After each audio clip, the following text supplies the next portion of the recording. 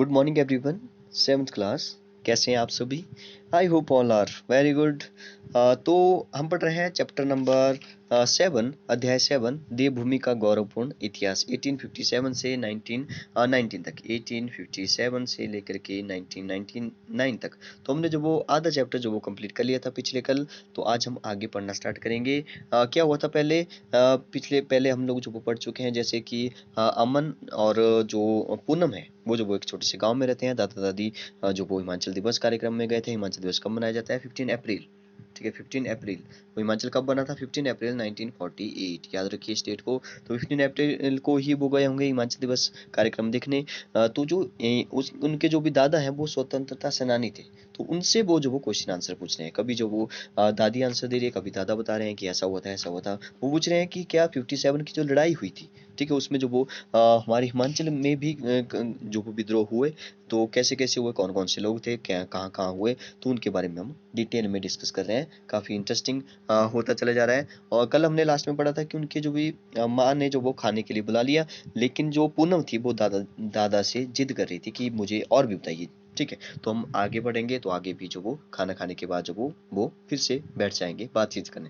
तो दादाजी बोल रहे हैं ठीक है खाना खा लिया, अब हम जो वो सब रजाई में बैठ जाते हैं, ठंड काफ़ी हो गई है। तो दादाजी बोल रहे हैं रजाई में बैठ जाते हैं, ठंड काफ़ी हो गई है। तो पूनम बोली चलिए दादाजी अब बताइए आगे क्या हुआ। तो दादाजी बोल रहे हैं बेटी हिमाचल में अंग्रेजों के ही नहीं, देसी दमनकारी राजाओं के खिलाफ भी काफ़ी विद्रोह हुए। तो देसी राजाओं के खिलाफ भी विद्रोह हुए।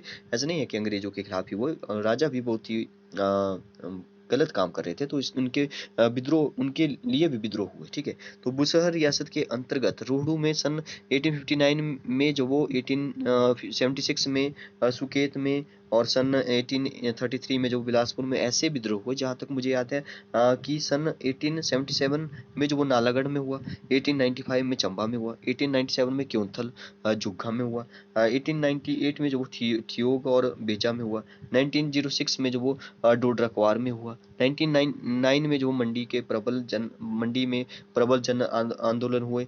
किसान तो इसमें काफ़ी अहम भूमिका अदा करते थे। तो ये वो विद्रोह हैं जो वो कुछ अंग्रेजों के खिलाफ हुए, कुछ वो राजाओं के खिलाफ हुए। तो याद रखिए इनको भी। ठीक है, आगे लिखा है अमन। तो दादाजी किसान विद्रोह में क्या क्या करते हैं? तो किसान जो वो विद्रोह में क्या क्या करते हैं? तो दादाजी बता रहे हैं कि विद्रोह जो वो कैसे किया जाता है। तो दादाजी बताएंगे बेटा मेरी आंखें भर जाती है उनकी दशा के बारे में सोचकर, क्योंकि दादाजी ने सब कुछ देखा हुआ है। किसान घास फूस से बनी झोंपड़ियाँ पट्टियों में रहते थे, मगर न्याय न मिलने पर जो वो अक्सर वे झुग्गा की प्रथा, ठीक है, झुग्गा आंदोलन आपने सुना होगा। ठीक है, पिछले चैप्टर में या पीछे हमने जो वो पढ़ा है झुग्गा आंदोलन के बारे में, या पिछले क्लासेस में आपने झुग्गा के बारे में पढ़ा है। अपनाते हुए आत्मदाह कर लेते हैं। तो झुग्गा आंदोलन जो हुआ था वो क्या क्या हुआ था? जो ब्राह्मण थे उन्होंने जो वो झुग्गी झोंपड़ियों में, जैसे ही अंग्रेजों को पता चला कि वहाँ पे जो विद्रोह हो रहा है, तो अंग्रेजों ने जो वो उस झोंक अंग्रेजों ने नहीं, सॉरी, तो उन्होंने खुद ही जो वो अपनी झुग्गी झोंपड़ियों को आग लगाकर जो वो अपनी अपना जो वो मतलब कि आत्मदाह कर लिया। ठीक है, तो कर लेते थे या अपनी झुग्गियों को जला देते थे। कई जगह जो वो डांडरा भी होता था। अब अन्याय से त्रस्त किसान हल्ला गुल्ला मचाकर अपना आक्रोश व्यक्त करते थे। इसके बारे में कई किंवदंतियां भी है, मगर किसान देसी राजाओं के दमन चक्र के खिलाफ जो वो उठ खड़े हुए। तो कुछ देसी राजा भी हुआ करते थे जो कि अत्याचारी थे, वो अत्याचार करते थे, तो उनके खिलाफ भी जो वो कई सारे विद्रोह ऐसे हुए। तो पूनम बोल रही है दादाजी आपका जन्म किस सन में हुआ? तो दादाजी बता रहे हैं कि मेरा जन्म जो वो दिसंबर 1909 में हुआ। कब हुआ? 1909 में हुआ, मतलब कि बंगाल के विभाजन के बाद। बंगाल का विभाजन हुआ था 1905 में। तो जब हमारे पुराने घर यानी मंडी जिला के बल्ह क्षेत्र में जो वो दूसरा किसान विद्रोह हुआ, इसमें मेरे पिताजी शामिल थे। इससे पहले इसी वर्ष मंडी में पहला किसान विद्रोह हुआ था, जिसमें करीब जो वो 2000 किसानों के ने जो वो अत्याचारों के खिलाफ प्रदर्शन किया था। ठीक है, दो विद्रोह हुए बल्ह में। ठीक है, बल्ह मंडी के बल्ह में। ठीक है, बल्ह क्षेत्र में। मेरे पिताजी मुझे बताते हैं कि इन किसानों के नेता थे शोभाराम। ठीक है, याद रखिए शोभाराम, वेरी इंपॉर्टेंट। मंडी जिन्होंने मंडी की कचहरी और थाने पर भी कब्जा कर लिया था, शोभाराम। ठीक है, किसानों के नेता थे। अमन बोल रहे हैं अब सिर्फ पुरुषों के ही की ही वीरता का बखान कर रहे हैं दादाजी। तो दादी बोल रही है हाँ बेटा बिल्कुल ठीक कहा, हिमाचल की वीरांगनाओं की कोई बात नहीं। तुम्हारे दादा ने। तो दादा बोल रहे हैं अरे सब कुछ मैं ही बताऊंगा क्या? मुझे पता था कि तुम बच्चे रानी खेरागड़ी जिसका वास्तविक नाम जो ललिता कुमारी के बारे में भी जानना चाहोगे। तो ये जो रानी खैरागढ़ी थी, इसके बारे में बात करते हैं हम, ठीक है। तो वह मंडी रियासत की रानी थी, रानी खिरागड़ी। याद रखिए इसको भी। अपने पति राजा भवानी सेन की मृत्यु के बाद जो वो उसने राजपाट त्याग दिया और आजादी की लड़ाई में जो वो कूद पड़ी। किसकी जो वो पत्नी थी, वो राजा भवानी सिंह की पत्नी थी, ठीक है। उसकी मृत्यु के बाद जो वो उसने जो वो राजपाट त्याग दिया और लड़ाई की सॉरी आजादी की लड़ाई में जो वो कूद पड़ी। मंडी के वीर सपूत भाई हिरदाराम मंडी के वीर सपूत थे हिरदाराम को बम बनाने के लिए जो प्रशिक्षण जरूरी था। रानी खिरागड़ी ने जो वो इस बारे में एक बैठक की और सीताराम जी की आर्थिक मदद की। उन्होंने लाहौर मतलब जो कि पाकिस्तान में है आजकल के डॉक्टर मथुरा सिंह और क्रांतिकारी राम बिहारी बोस के बारे में भेजा गया। मगर रानी खिरागड़ी के क्रांतिकारी नेतृत्व में उनके संगठन ने जो आज़ादी की लड़ाई लड़ी। जोहार सिंह और सिद्ध खराड़ा ने जो वो इस संगठन के सक्रिय सदस्य के रूप में रानी खिरागड़ी को जो वो पूर्ण सहयोग दिया। मंडी के ब्रिटिश अधीक्षक वजीर और अन्य अंग्रेज अफसरों को मारने की भी एक योजना थी, ठीक है। योजना भी संगठन ने बनाई। योजना की सफलता के लिए जो वो धन की जरूरत थी, इसलिए नागचड़ा, ठीक है। नागचड़ा आपको पता है, नागचड़ा में जो वो शिव जी भगवान का जो वो मंदिर भी है, ठीक है। तो मंडी में जो वो संगठन सदस्यों ने सरकारी खजाना लूट लिया। मगर इस घटना में जो वो दलीप सिंह एवं पंजाब क्रांतिकारी निधान सिंह पकड़े गए। अंग्रेजों ने इस संगठन की संरक्षिका रानी खिरागड़ी को रियासत से निकाल दिया, ठीक है। तो आगे बढ़ते हैं। आगे जो वो अमन बोल रहे हैं, तो क्या रानी खिरागड़ी ने फिर आज़ादी की लड़ाई में यहाँ भाग नहीं लिया? तो दादी जी बोल रहे हैं नहीं बेटा, ऐसा नहीं हुआ। रानी खिरागड़ी रियासत से निकाले जाने के बाद लखनऊ चली गई, ठीक है। लखनऊ चली गई, जो कि आजकल उत्तर प्रदेश की राजधानी है। बाद में रानी खिरागड़ी जी सन 1938 में जो वो वापस मंडी लौट आई, ठीक है। 1938 में वो वापस आ गई और जोगिंदर नगर में क्रांतिकारियों से जो वो भेंट की उसने। आगे लिखा है, मगर अंग्रेजों को इसका पता चल गया और उन्होंने छल कपट की पुरानी नीति अपनाई और रानी के रात्रि भोजन में जहर मिला दिया। तो रानी खिरागड़ी के रात्रि भोजन में जहर मिला दिया अंग्रेजों ने। इस तरह आज़ादी की लड़ाई लड़ते हुए जो वो रानी खिरागड़ी भी शहीद हो गई, ठीक है। तो ऐसे थे अंग्रेज। पूनम बोल रही है कि भाई हिरदाराम जी का क्या हुआ? ठीक है, भाई हिरदाराम जो थे उनका क्या हुआ? वो मंडी से ही थे जिन्होंने बम बनाने का जो वो प्रशिक्षण लिया था। तो वो बम बना रहे थे। तो माँ बोली उनके बारे में तो मैं तुम्हें बताती हूँ बेटी।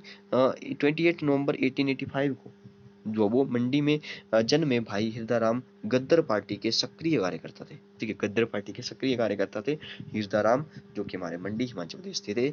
बम बनाकर बेशायद जो वो 19 फरवरी 1915 को, ठीक है, 19 फरवरी 1950 को जो वो मंडी में क्रांति की शुरुआत करना चाहते थे।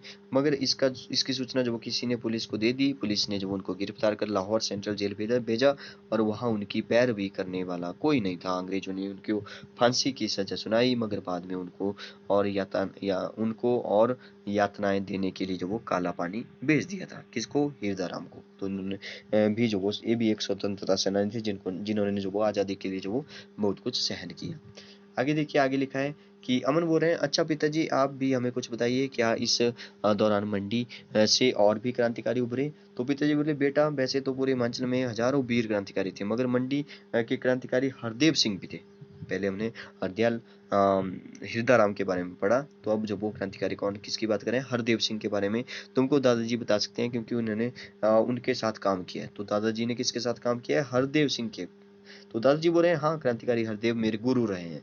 तो वो जो वो उनके गुरु थे। अगर वे मुझे प्रेरित न करते तो शायद आज मुझे यह सम्मान भी ना मिलता। 6 मार्च 1891 की बात है को जो वो उनका जन्म मंडी रियासत में ही हुआ था। तो देखिए हिरदाराम हरदेव सिंह, ठीक है। तो बड़े होकर वे गद्दर पार्टी में शामिल हो गए। भाई हिरदाराम ने ही जो वो उनको दर्शन किया। उनकी सक्रियता से परेशान पुलिस ने सन 1915 में जो वो उनके घर पर छापा मारा, मगर वे भाग निकले। गंगोत्री पहुंचकर, गंगोत्री से जब वो गंगा नदी निकलती है, उनको अपना नाम बदलकर स्वामी कृष्णानंद रखा। तो उन्होंने अपना हरदेव सिंह क्रांतिकारी जो थे उन्होंने अपना नाम क्या बदल दिया? स्वामी कृष्णानंद रखा उन्होंने अपना नाम। तो आपको पूछा जा सकता है। वहां से वे हैदराबाद गए जो कि आजकल जो वो किसकी कैपिटल है? तेलंगाना की कैपिटल है, ठीक है। तेलंगाना जो कि हमारा एक नया राज्य बना है, ठीक है, हैदराबाद। मगर देश की स्वतंत्रता की लड़ाई जो वो जारी रखे। कहते हैं कि 31 दिसंबर 1929 को जो वो उन्होंने आधी रात के समय जब वो रावी नदी के किनारे तिरंगा झंडा फहराया था, ठीक है। देखिए 1929 में क्या हुआ था, 26